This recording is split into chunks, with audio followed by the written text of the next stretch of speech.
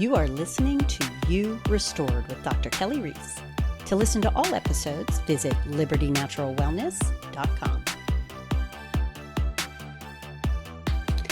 On this episode of You Restored, I want to break down the thyroid. It is probably one of the most common things that I see in my practice is, thyroid problems, something related to the thyroid. Most common scenario, walking into my office, a woman, it's almost always a woman. And there's fatigue, there's brain fog, there is inability to lose weight, inability to regulate temperature, maybe constipation, dry skin. Those are some really common hypothyroid symptoms. And she might already be on Armour or NP thyroid. Now, some will come in on Synthroid or levothyroxine, but a lot of these women will come in already on Armour or NP thyroid, which is, in my eyes, the better version of thyroid medication. And she comes to me, well, I'm medicated, I'm on this, good thyroid medication, but I still have the fatigue, the brain fog, and all of those symptoms.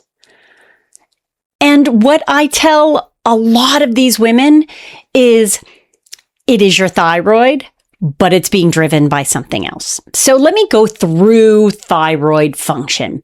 We have a gland in our brain, pituitary gland, and that gland regulates, air quote, regulates the thyroid. So it will send TSH, thyroid stimulating hormone, to the thyroid, kind of like a kick, and it is saying produce T4. Now, T4 is inactive. It is a storage form of thyroid hormone. It is not active. T4 needs to be converted to T3 for thyroid, for you to really feel like your thyroid is working. T3 is the active form, very potent, very metabolically potent.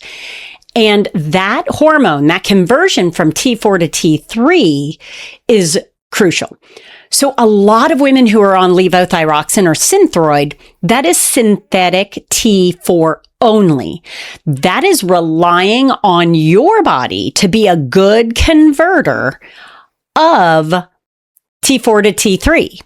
And that is not the case a lot. So the levothyroxine or Synthroid tends to not help a lot of people.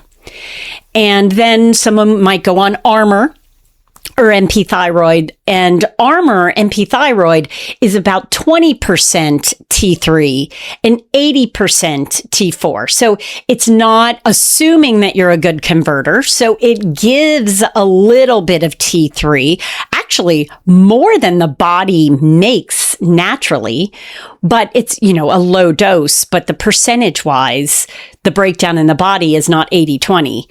But it is in Armour NP thyroid. And that, I can't tell you how many women in particular, some men, but mainly women, come in and say, I'm on these meds. I don't feel any better.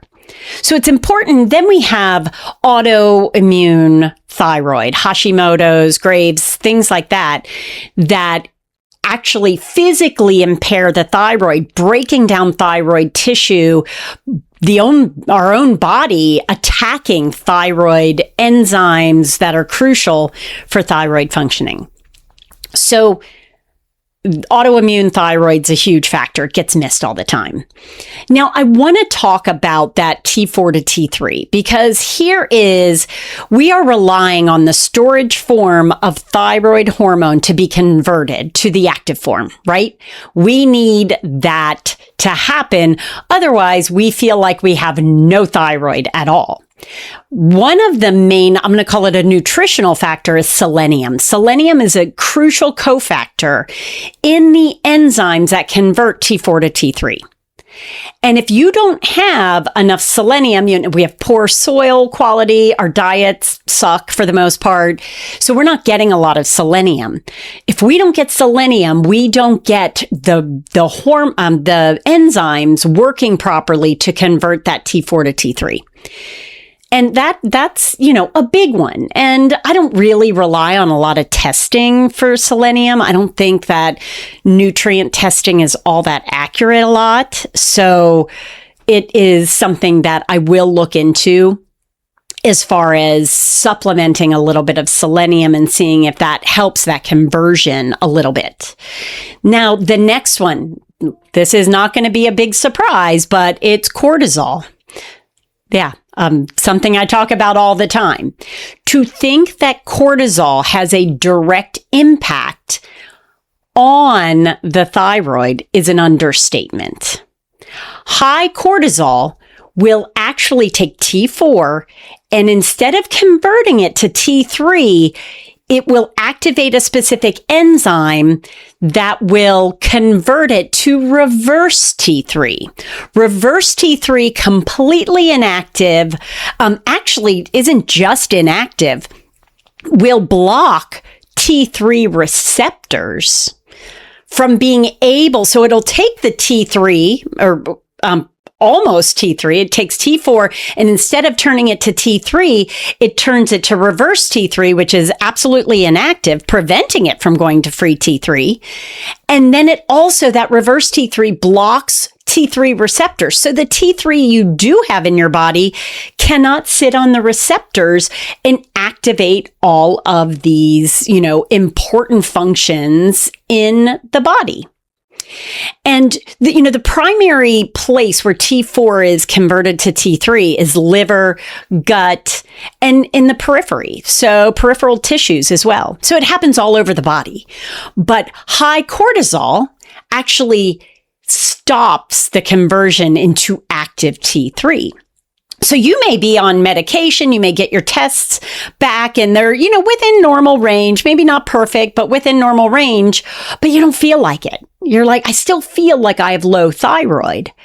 And cortisol here, high cortisol, sympathetic dominant, the standard that I see in a lot of people, especially women, is stopping that conversion, not giving you that ability to make that really active thyroid hormone. So you're not getting any of the results. So that is a crucial piece. So we have selenium, we have cortisol. And lo and behold, we have estrogen. So estrogen dominance. And I mean this by you could have low progesterone, normal estrogen. That is an estrogen dominance to me. You could have normal estrogen, but high estrogen metabolites. That is an estrogen dominance. And then you can have frank high estrogen. And estrogen will actually block those receptors as well. So it will impede T3 from being able to sit on those receptors.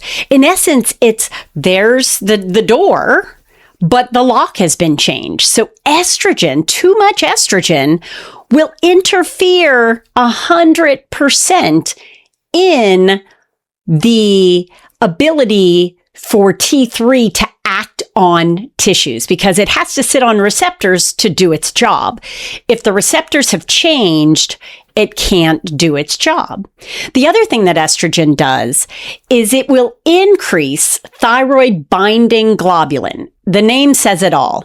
Thyroid binding globulin will grab onto free hormones, particularly T3. So thyroid binding globulin will grab free T3 and take it out of circulation. It's kind of trapped or kidnapped. And so you have less free T3. So a provider who might be testing total T3, they're missing the boat by not testing free T3. That is not bound by thyroid binding globulin, TBG. So estrogen will increase thyroid binding globulin, so take free T3 out of circulation, and high estrogen this is, unopposed estrogen dominant situations. But it will also change those receptors so the active free T3 is not able to sit on receptors and give you the thyroid. When your thyroid's working at its optimum, it's doing a lot of really good things. It's doing crucial things. And estrogen will block that. So now we have low selenium, We have high cortisol and we have high estrogen. I feel like we talk about this a lot, the high cortisol and high estrogen having a big impact on other aspects of the body. Now, the loop with cortisol goes both ways. So I said high cortisol will block the ability of, it will lower T3, it'll block receptors, it'll convert T3 to reverse T3, it'll do all sorts of stuff. However, low thyroid, so a hypothyroid state or under-medicated to some degree, which is still a hypothyroid state, even a subclinical hypothyroid, you're running on the low end of free T3. This will have a negative impact on your body's ability to clear cortisol. So your cortisol in the liver needs to be metabolically cleared, needs to be cleaned up. You don't want all this cortisol floating throughout your body. You want nice checks and balances. We've got to get cortisol cleaned up or metabolized. A hypothyroid situation or low thyroid situation will block your body's ability to clear it. So you will have low metabolized cortisol, maybe even normal cortisol, but low metabolized cortisol. So you end up with a lack of balance of cortisol to metabolize cortisol. And that is something that will have an absolute impact on, you'll have higher levels of cortisol because you're not metabolizing it, which then further goes back to the loop and creates reverse T3, blocks receptors, and all of that. So low thyroid can create a higher cortisol scenario in the body. The higher cortisol scenario can create low thyroid or inability to have a nice balanced thyroid. So this never-ending loop. It's absolutely crucial to look outside of the thyroid. We can't be narrow-minded, guys. We cannot. We are a very complex body. And to look, for anyone to say I'm a thyroid specialist, you can't be a thyroid specialist. You have to be a person specialist because then you're looking outside of the box. You're looking at all the puzzle pieces, spokes of a wheel, what all will contribute to a scenario, an issue.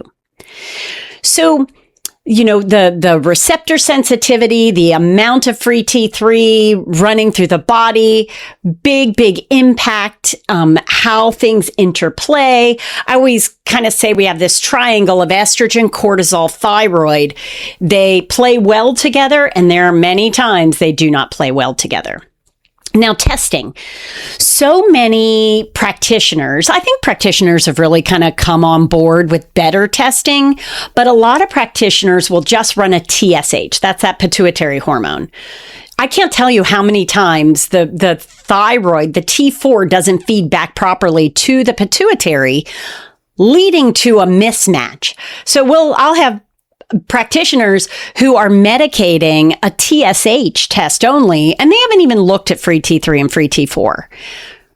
We need to see the whole picture. But a lot of practitioners, functional practitioners in particular, will run a salivary cortisol. Salivary cortisol, they will, ZRT Labs does it. A lot of places will do it. You collect saliva 4, maybe 5 times over and just anywhere between 12 and 24 hour period. It's usually morning, 2 hours after waking, about dinner time and bedtime. So we get this diurnal rhythm, this daily, what's your cortisol do? Salivary cortisol is only testing the free cortisol. Cortisol in the body, 3% of cortisol is free cortisol. 97% is metabolized cortisol.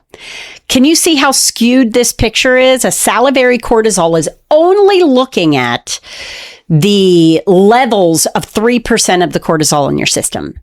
So I have issues with it for that reason. Now, if it's run in conjunction with urine cortisol, then I really like it because we can get some really great data. But that by itself, it's assessing free cortisol only 3% of the cortisol in the body. So it's important to look at both free and metabolized. I like the Dutch test because that's, gives me metabolized free cortisol. You can also run a salivary cortisol awakening response in addition to that within the Dutch system. And that gives us really good, we have a bump of cortisol within 2 hours of waking. Should have that. So cortisol testing, anyone who runs salivary, it's not that it's wrong, it's just not complete. It's better than blood. I never recommend cortisol through blood. I mean, the needle going in the arm already is an issue. So cortisol testing is, it's nuanced. You really have to get urine and salivary or just urine to get the complex picture of metabolized and free and in the bigger picture of thyroid disorders.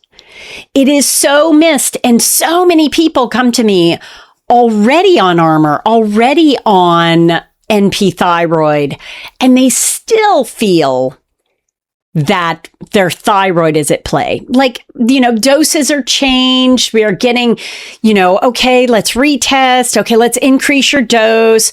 And okay, you're in better range. Okay, maybe I feel a little bit better. I feel a little less brain fog, but I still don't have the zip that I should. I'm still not losing weight. My hands and feet are still cold. My temperature regulation is off. I'm constipated still. And once again, it's not blaming the thyroid, but it's blaming the interplay of everything coming into that thyroid, getting a better view of everything. So when it all comes down to it, and you really want to better understand what's driving your symptoms, you have to look at systems. You have to look at multiple systems. We have to get away from this narrow, one-track mind that, it is your thyroid, which is very mechanical. No. We have to look at all the systems. We have to look at the gut. We have to look at hormones. Yes, we have to look at blood and check the thyroid, of course. Sometimes it can be simple. I'm going to say that. Sometimes it is simple that Armour NP thyroid knocks it out of the park. And I like when that happens. I like when clients feel better immediately on something like that. But nobody wants to be on it long term forever. I have so many people who want off of it. And once again, we've got to look everywhere to get that information. I'm Dr. Kelley. This is You Restored. Make sure you're looking everywhere to get to the bottom of your problems.